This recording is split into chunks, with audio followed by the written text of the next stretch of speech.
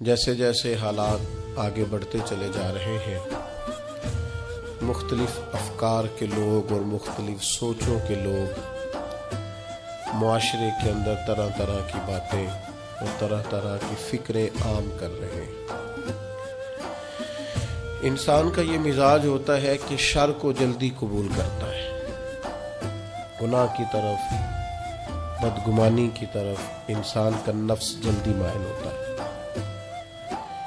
جو لوگ صدیوں سے محنت کر رہے ہیں اور دین اسلام کی خوبصورت، پروقار اور محبت سے لبریز تشریحات امت تک پہنچا رہے ہیں، انہوں نے اولین جدوجہد اس بات پر کی ہے کہ کسی بھی طریقے سے اس امت کو اللہ اور اس کے رسول کے ساتھ جوڑا جائے، صلی اللہ تعالی علیہ وسلم۔ جب امت اللہ رسول کے ساتھ جڑ جائے گی تو پھر اللہ رسول کے احکامات ماننا، رب رسول کے دیے ہوئے دین پر عمل کرنا، اپنے سارے اخلاقی رویوں کو درست کرنا یہ آسان ہو جائے گا۔ جتنی محافل منعقد کی جاتی ہیں، جتنے اجتماعات منعقد کیے جاتے ہیں، جتنی خانقاہی مجالس کا انعقاد کیا جاتا ہے، ان کا ایک ہی مقصد ہوتا ہے، میلاد شریف کے موقع پہ محفل ہو، معراج شریف کے موقع پہ محفل ہو، وہ کسی اور عنوان سے محفل ہو، جب کسی بھی اجتماع کو محفل کا نام دیا جاتا ہے تو مقصود ہوتا ہے کہ اس میں نبی پاک علیہ السلام کے فضائل بیان کیے جائیں، حضور کی نعت بیان کی جائے، نبی پاک کے خصائل بیان کیے جائیں، تاکہ امت کے نوجوانوں کے دلوں میں رسول پاک کی محبت بڑھ جائے، حضور کا پیار بڑھ جائے، اور جیسے جیسے حضور کی محبت امت کے دلوں میں بڑھتی جاتی ہے، حضور کی غلامی کا اور فرما برداری کا جذبہ بھی بڑھتا جاتا ہے۔ اور الحمدللہ ان محافل نے، ان اجتماعات نے ایک زبردست انقلاب برپا کیا ہے، اور زمانے سے لوگ دیکھ رہے ہیں کہ حضور کی نعت پاک کا کچھ شعر آتا ہے یا نبی کریم علیہ السلام کا نام نامی اس میں گرامی آتا ہے تو مومن کے وجود میں ہلچل پیدا ہوتی ہے، تازگی پیدا ہوتی ہے۔ اس کو لوگ اپنا اپنا عنوان دیتے ہیں، کوئی کہتا ہے میرا ایمان تازہ ہو گیا، کوئی کہتا ہے میرے وجود پر وجد طاری ہو گیا ہے، کوئی کہتا ہے کہ میری وہ ساری محبت درد بن کر آنسوؤں کے ذریعے چھلک پڑی ہے۔ لیکن ان محافل سے بہرحال یہ نتیجہ ضرور نکلا ہے کہ لوگوں کے دل گنبد خضرا کے قریب چلے گئے۔ دوسری بات ہمیشہ یاد رکھیے گا کہ چیزیں اپنی ضد سے پہچانی جاتی ہیں۔ کوئی بھی چیز جب اس کی مخالف چیز کا ذکر کیا جاتا ہے پھر اس کی پہچان ہوتی ہے۔ اگر رات نہ ہو تو دن کی کوئی پہچان نہیں ہے، اگر صبح نہ ہو تو شام کی کوئی پہچان، اگر اجالا نہ ہو تو اندھیرے کا کوئی نام لینے کو بھی تیار نہیں ہے۔ چیزیں اپنی ضد سے پہچانی جاتی ہیں۔ الاشیاء تعرف باضدادها۔ عرب کہتے ہیں کہ کوئی بھی چیز اپنے ضد سے پہچانی جاتی ہے۔ جس طرح نبی پاک علیہ السلام کے فضائل کا، حضور کی نعت کا، نبی پاک کی عظمتوں کا بیان ہمیشہ سے ہوتا رہا ہے نا، اس طرح کے بعض ایسے نادان بھی تھے جو ہمیشہ بعض چیزوں کو سمیٹتے رہے ہیں، بعض چیزوں کو وہ گھیرتے رہے ہیں، اور وہ تروڑ مروڑ کے چیزوں کو اس طرح پیش کرتے رہے ہیں کہ بالکل ایک نیا رستہ، ہٹ کے رستہ۔ ایک گروہ گزرا ہے امت میں جس کو نیچری کہا جاتا ہے، یہ باقاعدہ ایک فرقہ تھا، اور اس فرقے کے بڑے شخص کا اگر میں آپ کو نام بتاؤں تو آپ سارے واقف ہیں، ان کے بڑے شخص کا نام تھا سر سید احمد خان۔ یہ نیچری تھے، یہ کہتے تھے کہ اگر معراج شریف کی ساری احادیث صحیح بھی ہوں، انہوں نے وہ ساری احادیث لکھی، ساری صحیح احادیث کو کوٹ کیا، ساری صحیح احادیث کوٹ کر کے کہا کہ یہ صحیح بھی ہیں، راوی بھی درست ہیں، 30 کے قریب صحابہ ان روایات کو روایت کرنے والے ہیں، تو پھر بھی کہنے لگے کہ ہم اس لیے واقعہ معراج کو معاذ اللہ تسلیم نہیں کرتے کہ ایک شخص کا، ایک انسانی وجود کا فضا میں معلق رہنا ممکن نہیں اور فضا سے گزر کے جانا ممکن نہیں۔ کہنے لگے اگر ساری روایتیں درست بھی مان لی جائیں تو پھر بھی چونکہ یہ فطرت کے خلاف ہے، یہ روٹین میں جو کام ہوتے ہیں ان کے خلاف ہے، تو ہم یہ کہیں گے معاذ اللہ راویوں کو غلطی لگ گئی ہے بات کرنے، یعنی ساری روایتیں لکھ کے بھی تسلیم کرنے کو تیار۔ اچھا بڑے عجیب لوگ ہیں، یہ سمجھتے ہی نہیں۔ معجزہ پتہ کسے کہتے ہیں؟ معجزہ اور کرامت کہتے ہیں خرق عادت کو۔ خرق عادت کا مطلب ہوتا ہے عادت کو پھاڑ دینا۔ جو کام عادت کے مطابق چل رہا ہو وہ کرامت اور معجزہ نہیں ہوتا، جو عادت سے ذرا ہٹ کے ہو اس کو معجزہ اور کرامت کہا جاتا ہے۔ جو روٹین میں چل رہا ہو وہ تو چل ہی رہا ہے روٹین میں۔ ہم کہتے ہیں کہ جب رب چاہتا ہے تو نبی کے ہاتھ پہ معجزہ ہوتا ہے، ولی کے ہاتھ پہ کرامت ہوتی ہے۔ آپ کہیں جناب فلانا کام فطرتاً ہو رہا تھا، اصول کے ساتھ ہو رہا تھا، تو بالکل آپ کی بات ٹھیک ہے۔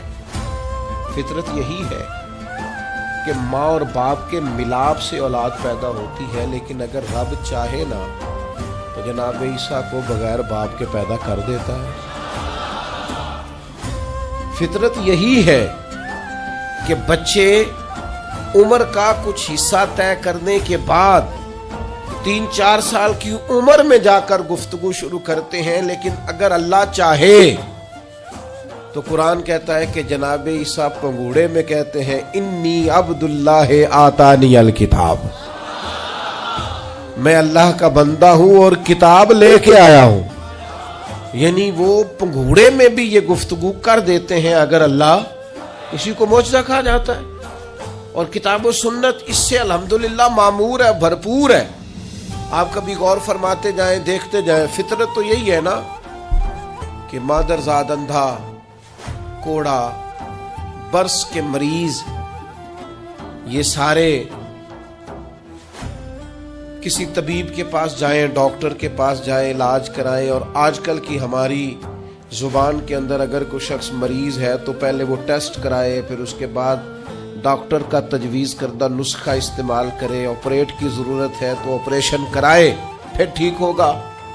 لیکن اگر چاہے نا رب اور دے اپنے نبی کو معجزہ، تو پھر قرآن کہتا ہے کہ جناب عیسیٰ علیہ السلام اگر مادرزاد اندھوں کو اور کوڑوں کو ہاتھ پھیر دیں تو اللہ شفا عطا فرما دے، اور یہ تیسرے پارے میں آپ کو میسر آئے گا، ملے گا۔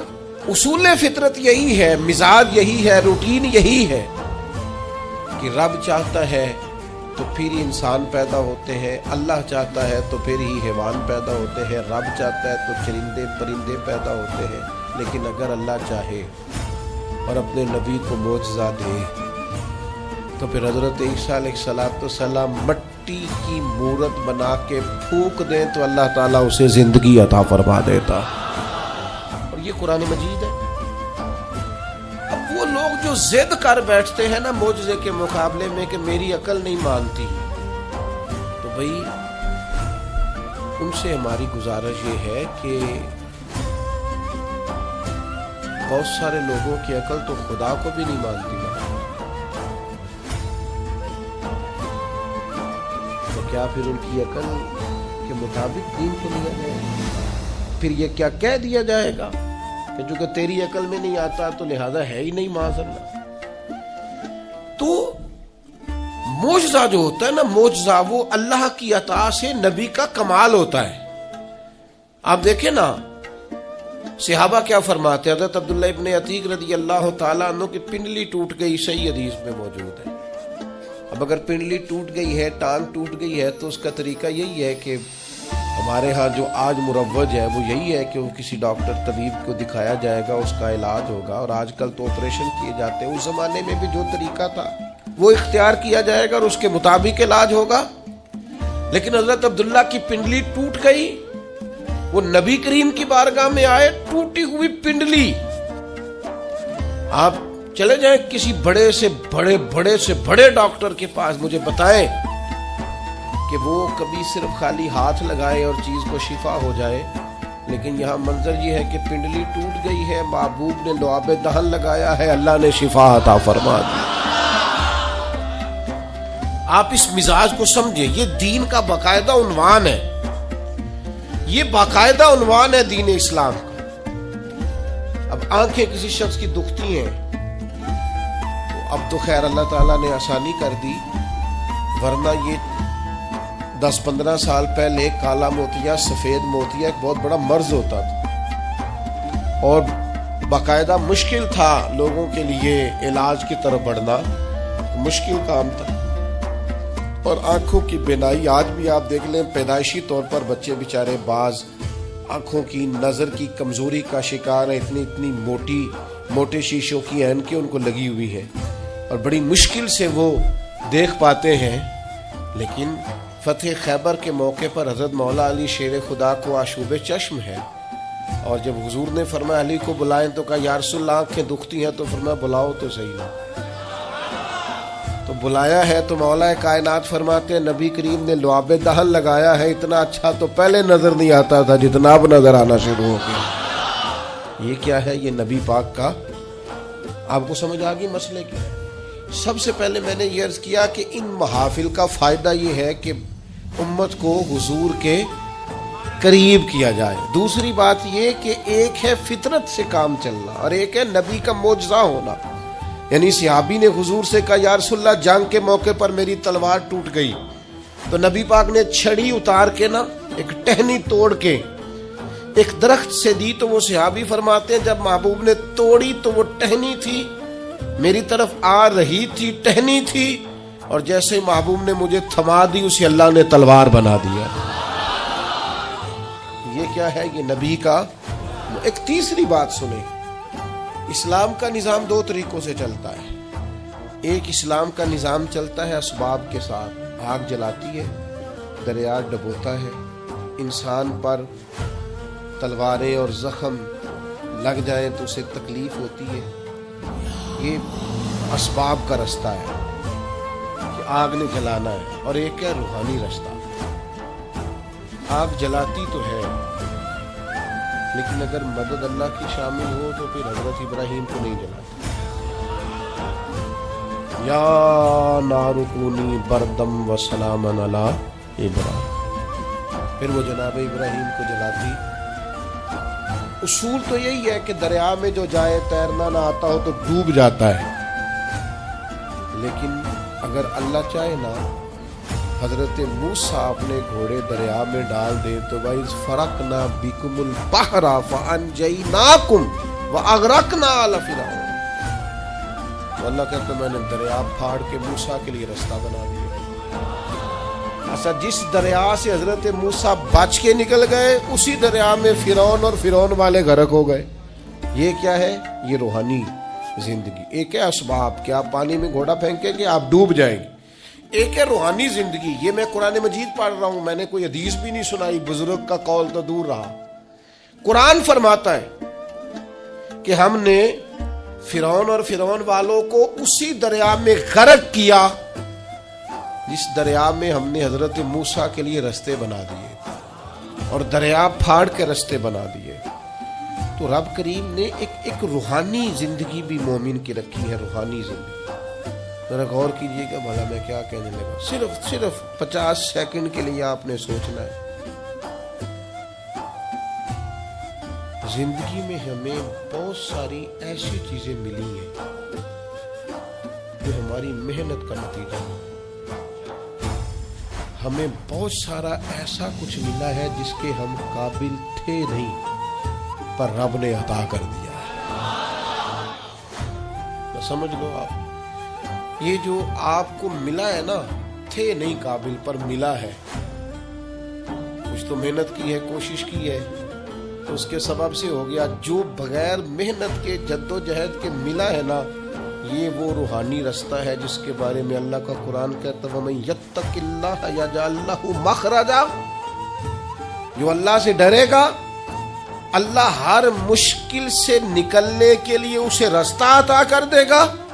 وَيَرْزُقْهُ مِنْ حَيْثُ لَا يَحْتَسِبُ, اور اسے وہاں سے رزق دے گا جہاں سے اس نے کبھی سوچا بھی نہیں ہوگا. ایک روحانی زندگی ہے انسان کی, وہ میرے ساتھ بھی ہے, آپ کے ساتھ بھی.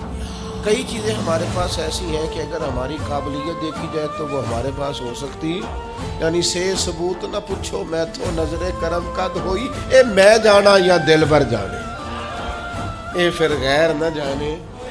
کچھ چیزیں ایسی ہیں جو خالص مختصر سی میری کہانی ہے, جو بھی ہے ان کی مہربانی, وہ ہماری محنت کا نتیجہ.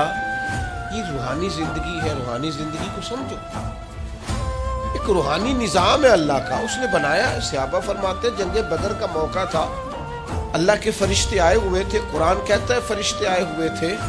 تو حال یہ تھا کہ صحابہ فرماتے ہم کسی کی گردن کافر کی کاٹنے لگتے تھے, اس کی گردن ہم سے پہلے کٹ کے گر جاتی تھی. یہ کیا ہے؟ یہ اللہ کا روحانی نظام ہے, اس نے بنایا ہے. آپ کی اور میرے ساتھ یہ نظام وابستہ ہے. اب چوتھی بات سمجھیں, چوتھی بات سمجھیں, جو جتنا بڑا ہوتا ہے نا, اور جس کو لوگوں نے ماننا ہوتا ہے, جس کے پیچھے چلنا ہوتا ہے, اس کے پاس کوئی نہ کوئی کمال ہو تو پھر ہی لوگ اس کی اتباع اور پیروی کرتے ہیں, پھر ہی لوگ اس کی پیروی کرتے ہیں. اگر اس کے اندر کوئی کمال نہ ہو, تین چیزیں ہوتی ہیں جس کی وجہ سے لوگ کسی سے محبت کرتے ہیں. یا بندے میں جود و نوال ہو, سخی ہو, خرچ کرتا ہو, احسان کرتا ہو, یا پھر اس میں حسن و جمال ہو, سونا بڑا ہو, پیارا بڑا ہو, یا تیسری بات یہ ہے کہ فضل اور کمال ہو, اس میں کوئی بلندی ہو. اللہ کی یہ شان رہی ہے کہ اللہ نے جتنے بھی پیغمبر پیدا فرمائے اعلیٰ خاندانوں میں پیدا فرمائے. اللہ نے جتنے بھی انبیاء کرام علیہم السلام مبعوث فرمائے سارے سونے تھے, ایک سے ایک بڑھ کر حسین تھے. حضرت داؤد علیہ السلام کا حسن و جمال دیکھا نہیں جاتا, خوبصورت تھے جناب داؤد علیہ السلام. اور جناب یوسف 3 مہینے رجی خلقت ویک یوسف کی نانی.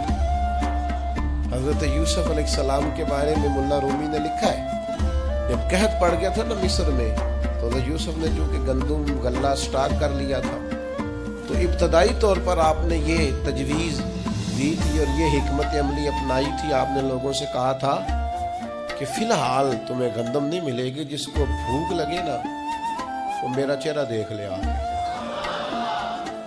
جس کو پیاس لگے وہ میرا چہرہ دیکھ لے. اور یہ ایسا ہوتا ہے. سیدھے پنجابی ہے ساڈے تے کہندے تینوں ویکھے بھوک مر گئی ساری. یہ تو ہوتا ہے نا جی, میری تے ویکھ کے ہی تجھے دیکھ جو لیا ہے. اب بات ختم ہو گئی. بھوک حضرت عثمان غنی رضی اللہ تعالیٰ عنہ کو 40 دن قید رکھا ہے. لوگوں نے تو آپ سے کہا گیا کہ جناب بھوک پیاس کیا کرتے تھے؟ فرمایا بھوک پیاس لگتی تھی, قرآن پاک کی زیارت کرتا تھا, بھوک بھی ختم ہو جاتی تھی, پیاس بھی ختم ہو جاتی. تو حضرت جناب یوسف علیہ السلام نے یہ تدبیر اپنی قوم کو دی کہ جب تمہیں بھوک لگے تو تم نے آ کے مجھے دیکھنا ہے. تو 3 مہینے غلہ نہیں دیا. لوگ آتے جناب یوسف کا چہرہ دیکھتے, بھوک پیاس ختم ہو جاتی.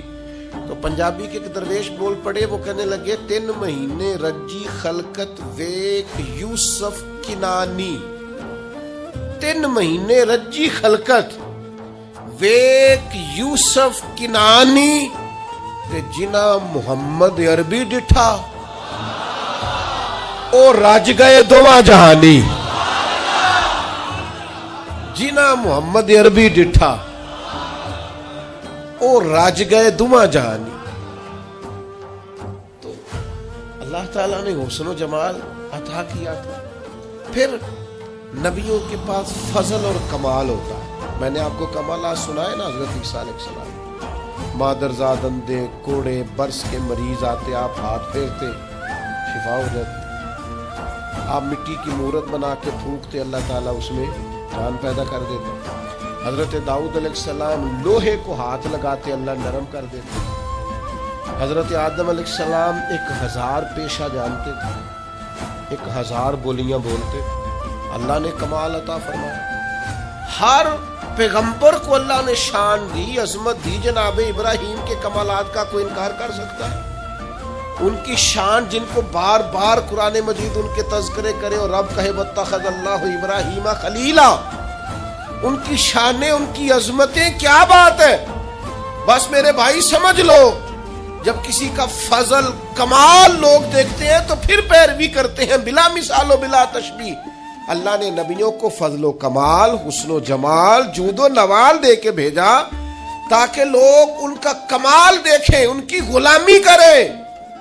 اور جب میرے اور آپ کے محبوب کی باری آئی تو اللہ نے سب سے بڑھ کر محبوب کو حسن و جمال عطا فرمایا, سب سے بڑھ کر جود و نوال عطا فرمایا. حضرت یوسف علیہ السلام کا حسن کہاں اور محبوب کا حسن کہاں. کیا خوبصورت انداز اختیار کیا, کہنے لگے حسن یوسف پہ کٹی مصر میں انگشت زنا.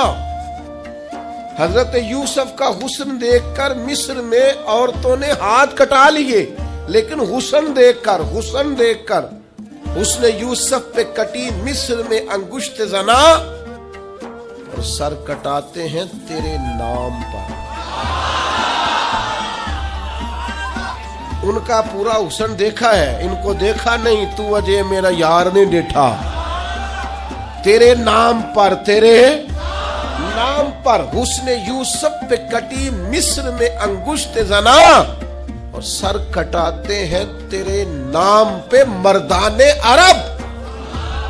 وہاں بیویوں نے ہاتھ کاٹے تھے, یہاں عرب کے مرد, اور انہوں نے حسن دیکھ کے کاٹے تھے. یہاں نرا نام سن کے لوگ, ہر کوئی فدا ہے بن دیکھے تو دیدار کا عالم کیا ہوگا.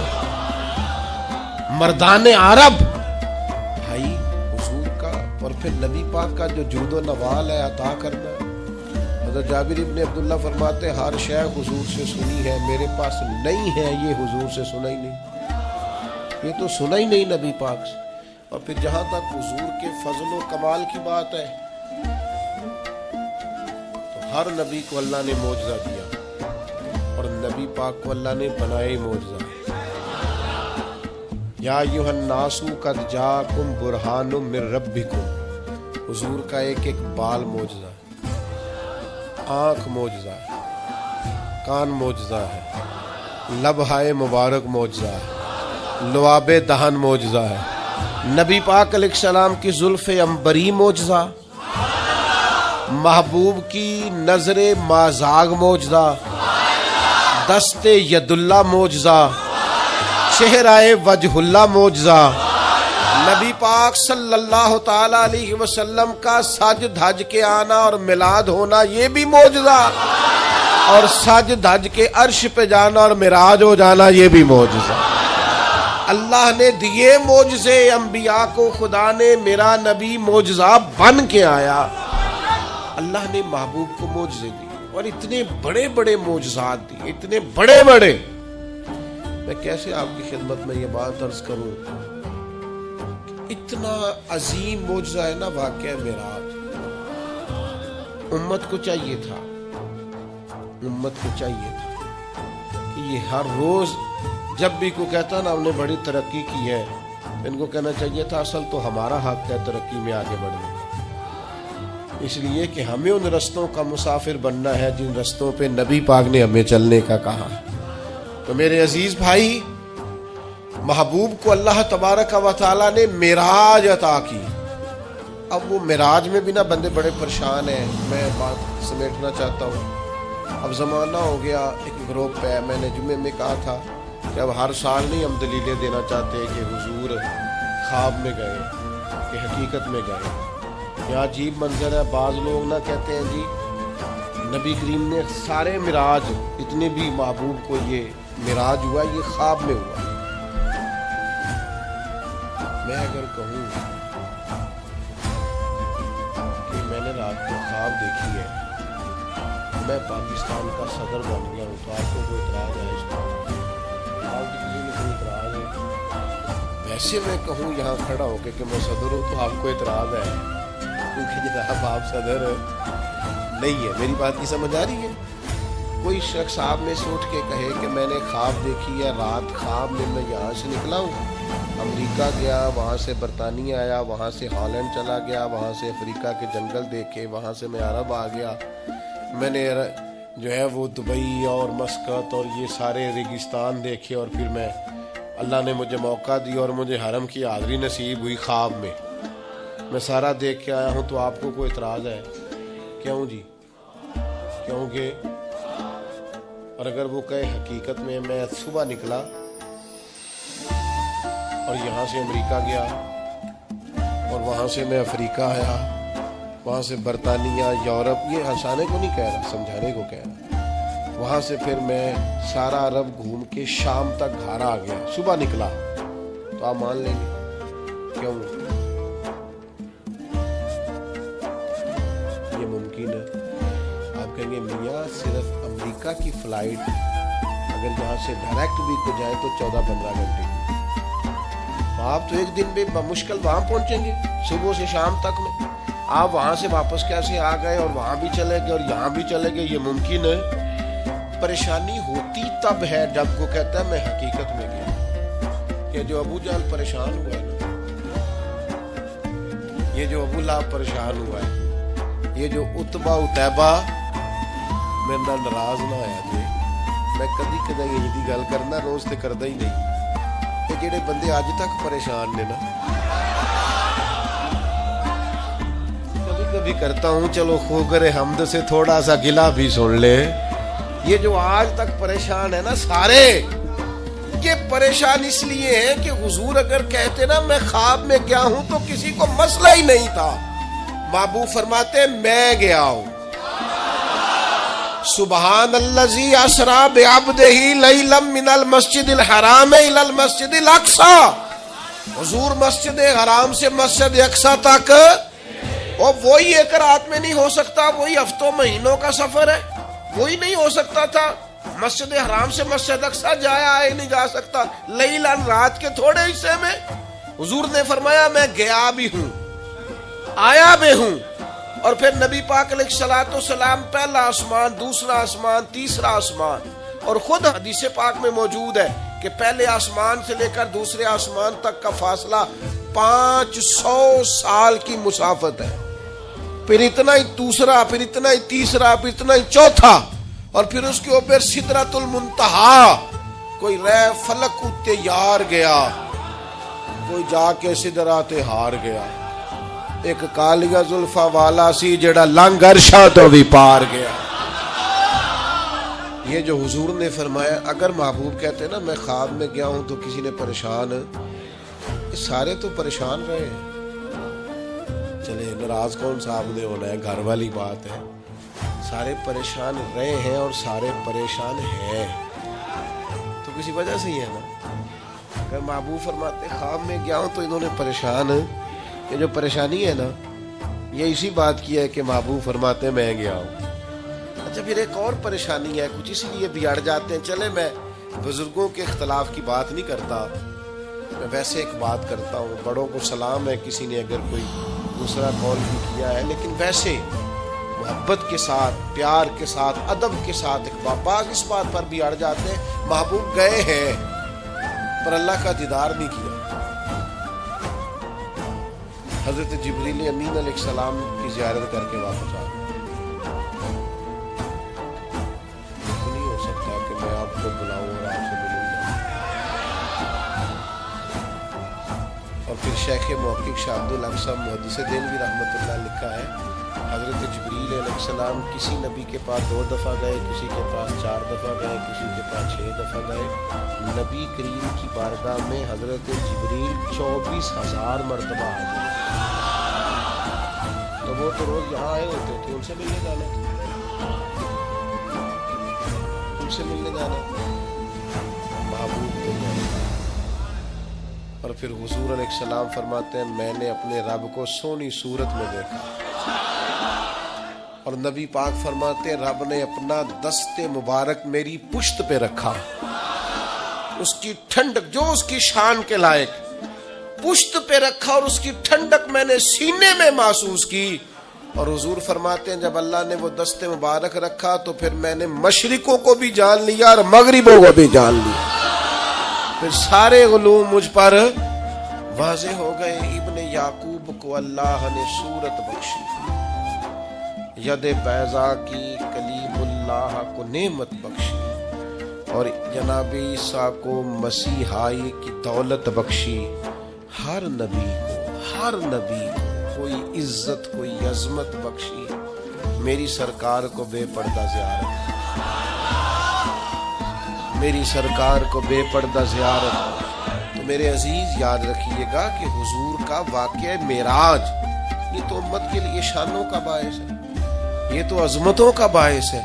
اس لیے اچھا پھر ایک اور مسئلہ بھی، آج ایک دوست مجھ سے کہنے لگے، ایک صاحب کہہ رہے تھے 27 رجب کو محفل نہیں کرنی چاہیے، یہ تو کنفرم ہی نہیں ہے کہ 27 کو معراج ہوئی تھی۔ میں نے کہا یہ تو میلاد والی بات ہوگی۔ ایک صاحب مجھ سے کہنے لگے کہ حضور کا میلاد 12 ربیع الاول کو نہیں ہوئی۔ میں کہ تو پریشان نہ ہو، میری تو بات بڑی پیار والی ہے، وہ تو سفر میں بھی میلاد کرتی رہتی ہے، ربیع ثانی میں بھی میلاد کی محفل۔ اب تو مجھے زمانہ گزر گیا سفر کرتے، وہ تو سارا سال ہی میلاد کرتے رہتے، آپ کیا بات کرتے ہیں؟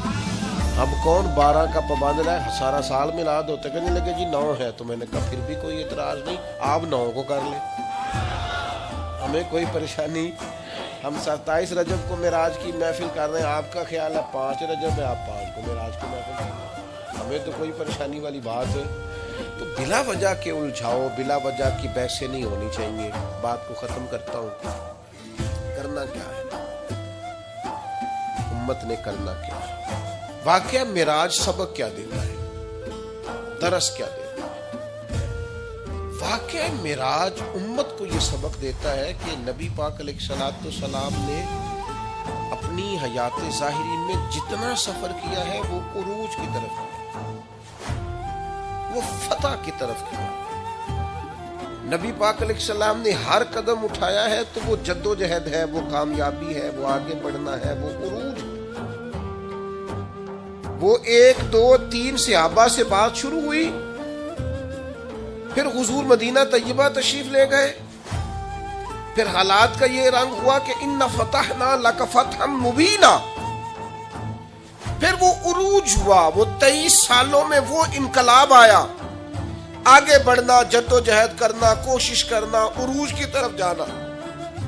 وہ وقت آیا کہ اذا جاء نصر اللہ والفتح وَرَأَيْتَ النَّاسَ يَدْخُلُونَ فِي دِينِ اللَّهِ أَفْوَاجًا، محبوب آپ دیکھیں گے اللہ کی مدد آئی، فتح حاصل ہو گئی، فوجوں کی فوجیں دین میں داخل ہو گئی، عروج ہے، کمال ہے، ترقی ہے، آگے بڑھنا، جد و جہد کرنا۔ امت آج بیٹھ کے سوچ رہی ہے کہ ہم نے کوئی محنت ہی نہیں کرنی، ہم نے آگے نہیں بڑھنا، ہم نے کسی ایجاد کی طرف توجہ نہیں دینی، ہم نے ترقی کا کوئی رستہ اختیار نہیں کرنا۔ یہ ایک ایجاد کر کے ہمیں دی گئی ہے نا موبائل، اس کا مطلب یہ ہے کہ ہم اپنی کمر ٹیڑھی کر لیں لیٹ لیٹ کے موبائل دیکھ دیکھ۔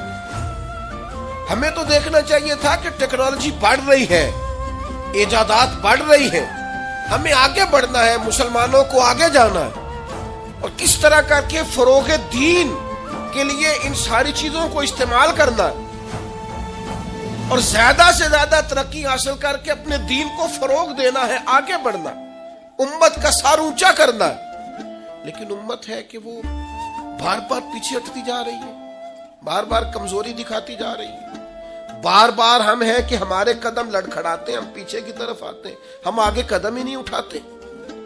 معراج ہمیں بتاتا ہے کہ امت تو نے عروج حاصل کرنا ہے۔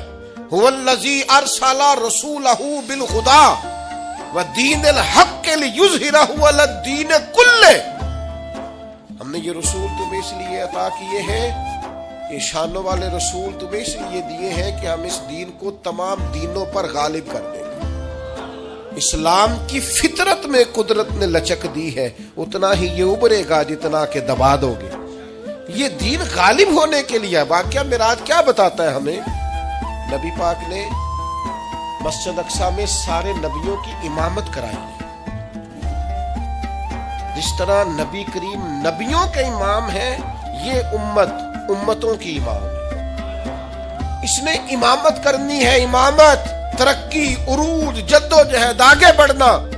ملت کے جوانوں، واقعہ معراج تمہیں بتاتا ہے کہ تمہیں آگے بڑھنا ہے، تمہیں کوشش کرنی ہے. اٹھ کے اب بزم جہاں کا اور ہی انداز ہے، مشرق و مغرب میں تیرے دور کا آغاز ہے.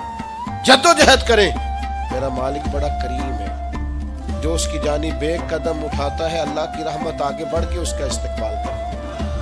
آپ کوشش تو کریں، ہمت تو کریں، جد و جہد تو کریں، آپ آگے تو بڑھیں.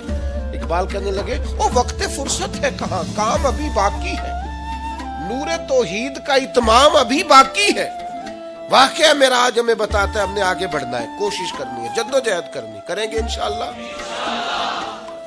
جو شخص جس حد تک اپنے لیے، ملک کے لیے، ملت کے لیے، خاندان کے لیے، قبیلے کے لیے، دین کے لیے جد و جہد کر سکتا ہے وہ کرے، وہ آگے بڑھے، ہمت کریں.